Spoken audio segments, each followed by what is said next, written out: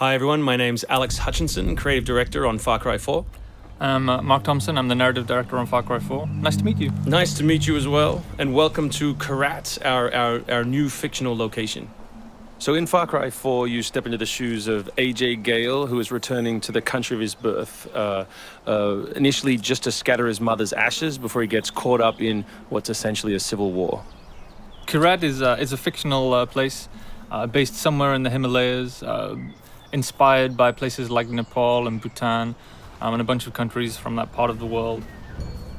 So looking out there, one of the core things of any open world game, that sort of excitement and mystique and hope of an open world is, what is all that smoke coming from? What temples are out there? What secret locations? So we've peppered the world with different places to find, all of them filled with loot and secrets and collectibles and all that good stuff. And of course, the open world of Far Cry is densely populated with a variety of different animals. Beasts.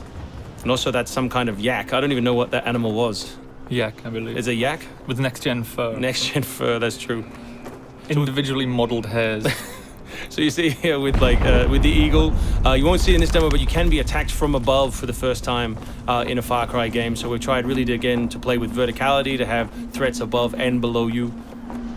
And obviously you can still get involved in the ecosystem of the animals and hunt and you can throw bait now. Yes, to attract animals. Yeah, and stuff like the eagle stealing the morale of the goat. Like, it isn't scripted, that's just what happens at the intersection of those two different AI systems talking to each other. The goal being that every player tells themselves a different story, that they get different surprises, that they have a different story to tell their buddies when they come to work the next day or go back to school or whatever. So there are a bunch of new tools in Far Cry 4, one of which you'll see here is the grapple. We wanted to make something that allowed you to clamber over those annoying cliffs you sometimes came across in Far Cry 3, and something that would also lean into the much more vertical, much more mountainous regions we were building in this game. And that was a pretty simple example, but the level designers get pretty crafty with the setups. We have these areas we're calling adventure zones in the new game, which will take you to places like temples, which you can see from afar, and force you to use the grapple in sort of really interesting and different ways.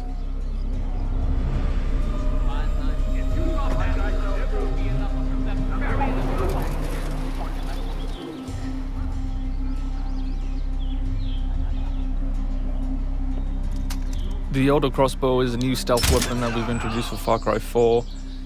It adds a little more versatility than the bow did in Far Cry 3.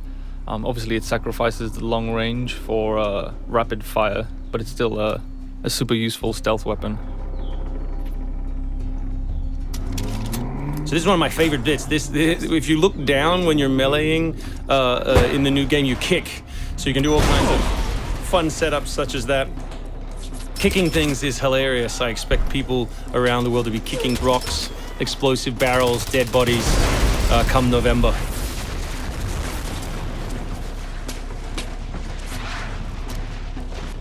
Our goal really was just to provide as many tools as possible, whether vehicles or animals or weapons or goofy stuff, and let people fit them together any way they want. Yeah, and we've snuck a few features in that fans of Far Cry 3 I think are going to be surprised by. Drive and shoot. Yes. So drive and shoot, obviously it's a bit frustrating to be chasing someone forever and have to sort of drive in front of them, pull over and wait for them to get out. So now in the vehicles you can drive and shoot with any one-handed weapon. And you can also do driving takedowns from any vehicle, which I really like. So this idea of leaping from your vehicle into another vehicle, do horrible things to them, boot them out the side, and then continue on your merry way. You can now deliver death without even leaving your seat. So wingsuit is still here, and it's really cool, as you see, and actually when the space became more vertical, it actually became more fun. The mountainous environment means that there's a lot more wingsuiting to be found. And hopefully you won't get it before the middle of the game. You will. Hopefully you will get it before the middle of the game. That's the current plan. But we are many months away from watching you guys abuse this online. Means that there's a lot more wingsuiting to be found. And hopefully you won't get it before the middle of the game. So here you'll get a look at elephants. Elephants are awesome. Probably my favorite animal in the game, weaponized in many different ways. You can drive them into a rage, watch them smash the other characters in the world, or you can clamber on top of one and drive it through the gate yourself. My favorite animal is the human animal. It's very Far Cry 2 of you, Mark. Oh, it's the Shark of Darkness. So co-op is a massive part of the new game. It's one of our big ways of opening up the open world and letting you play any way you want. So basically, when you ask your buddy to join, all the solo missions turn off, and you're left with all of the open world toy, the outposts, the fortresses, the towers, all the quests to play any way you want.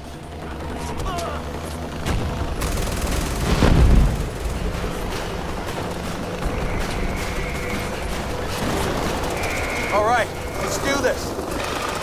What do you think of the Buzzer, Mark, which is a small one-man helicopter? It's very red. No, but it's cool because it gives like this almost like developer perspective on the world. Like you normally in Far Cry 3 you could never really see an outpost, or you couldn't engage with an outpost from this kind of vantage point, which is really cool. So the outposts from Far Cry 3 were like the template for the fortresses. They're kind of like bigger, better, more badass version of the outpost to More badass. to paraphrase Cliffy B. Badassitude. So imagine charging that vehicle, atop the elephant as opposed to just watching it happen. We spent a lot of money on that feature. A lot of money. Perhaps we could have put that in a video. Very expensive.